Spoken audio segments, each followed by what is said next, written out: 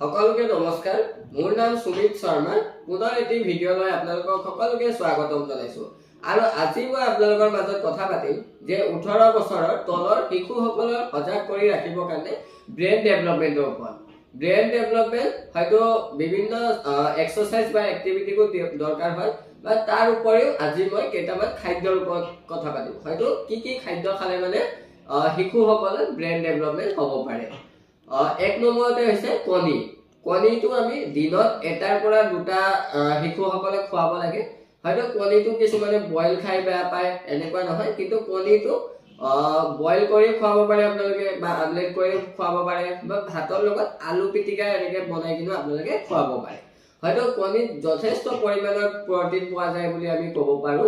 তাৰ নেক্সটটো হৈছে ওটছ খুৱাব লাগে। ৰাতিপুৱা আমি প্ৰথমতে ব্ৰেকফাষ্টত আমি ওটছ খুৱাব লাগে শিশুসকলক। ওটছত বহুত প্ৰটিন পোৱা যায় আৰু বহুত ভিটামিন আইৰণ এইবোৰ পোৱা যায়।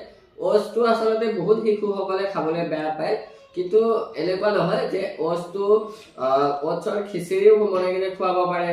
হয়তো তাতে বিট গাজৰ সেইবোৰ মিলালে সেনেকুৱা মিলাই মিলি কিনে ওটছৰ খিচিৰি খুৱাব পাৰে। তাৰ উপৰিও ওটছৰ পায়স বনাই কিনে খুৱাব পাৰে।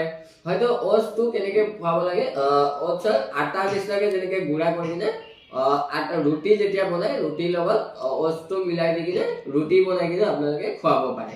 এনেকুৱা ফলত কি হয়, আচলতে ওটছটো অকল শিশুসকলক বুলি নকওঁ, ওটছটো আমাৰ ডাঙৰো খাব পাৰে। ওটছত বহুত পৰিমাণৰ আমাৰ প্ৰটিন পোৱা যায় আৰু ব্ৰেইনত বহুত ভাল হ'ব পাৰে। তাৰ নেক্সটটো হৈছে ড্ৰাই ফ্ৰুটটো আমি দিনত ৰঙা বাদাম বা এনে কাঠবাদাম আৰু কাজু কিচমিচ হয়তো এইবোৰ বস্তু আমি খুৱাব লাগে শিশুসকলে তেতিয়া ব্ৰেইন ডেভেলপমেন্ট হ'ব পাৰে। হয়তো ড্ৰাই ফ্ৰুটত বহুত ভিটামিন প্ৰটিন এইবোৰ পোৱা যায় বুলি আমি ক'ব পাৰো। তাৰ নেক্সটটো হৈছে বিন জাতীয় বস্তু। হয়তো সেউজীয়া শাক পাচলি আমি বিট গাজৰ তাৰপিছতে আপোনাৰ বিন সেইবোৰ বস্তু আমি খুৱাব লাগিব। হয়তো বহুত শিশুসকলে শাক পাচলি যিহেতু খাবলৈ বেয়া পায়, আমি তাৰ উপৰিও কি কৰিব লাগে, হয়তো বিটটো বেলেগ প্ৰচেছত আমি বনাই কিনে খুৱাব পাৰো। বিটৰ চব্জি বা খিচিৰিত মিলাই কিনে আমি খুৱাব পাৰো। হয়তো এনেকুৱা বিভিন্ন ধৰণে আমি বনাই কিনে খুৱাব পাৰো।